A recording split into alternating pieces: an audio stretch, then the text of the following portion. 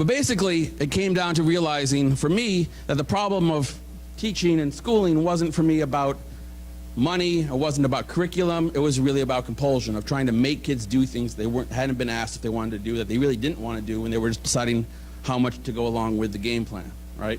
I wanted to get out of that system. How do I invite kids to learn what they want, ask them what they want, do they want anything from me or not, and respect that and take no for an answer.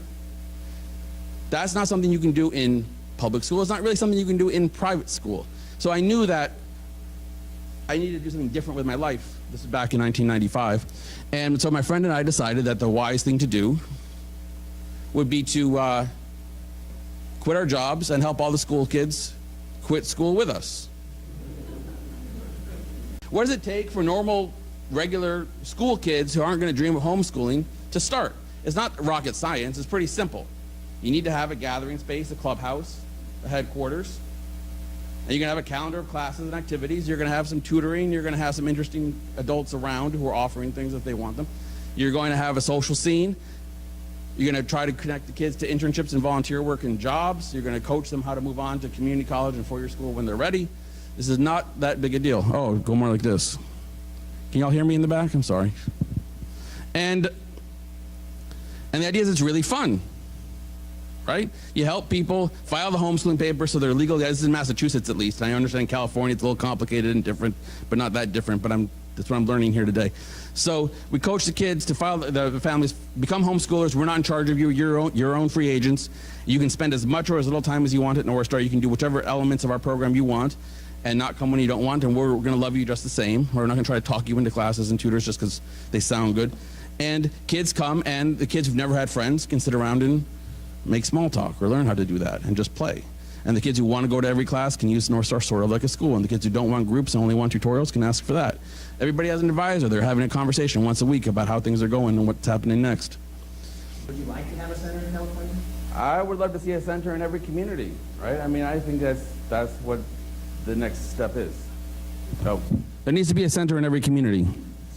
Well, running a center and keeping it afloat is hard because the finances are hard. There might be public money in California that I'm trying to learn about, but I'm not sure whether a center like North Star would actually be able to bill for what we do or not. Maybe. And absent that, you need to have a team with some capital or people who can run it, you know, and make it work financially or be good at fundraising. So the center itself is a harder, running the center and keeping it financially afloat, you know, as a nonprofit board of directors is a business enterprise. It's not that easy. And so you have to have a team of people who really want to take that on. But separate from that, the more generic question of why doesn't everybody read Grace's book and quit school? Why isn't everybody, you know, having a better life? Why are so many people miserable in school? Is, I think, largely just ignorance. People don't know that you don't need to go to school.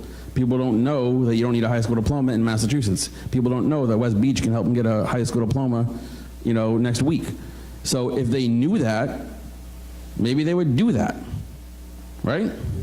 That's right. And so I think that explaining to people that maybe they don't understand, but this mainstream culture nonsense of you must go to school and get honor roll grades and do everything just right until you're 18 before you're allowed to start your life is a bunch of hogwash, is important.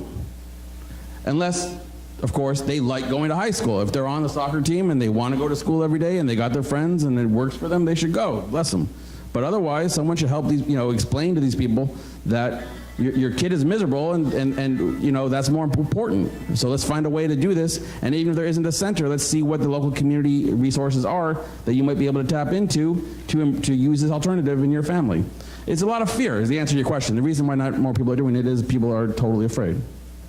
And the last thing here, since but afraid of nothing. There's nothing to be afraid of. It's all the emperor with no clothes. Since this is going to go on the World Wide Web that can reach hundreds and thousands of people, if there are philanthropists out there who can donate $50,000, $100,000, millions of dollars, this model is so exciting and so powerful. So ladies and gentlemen, please give it up for Mr. Ken Danford of North Star Model.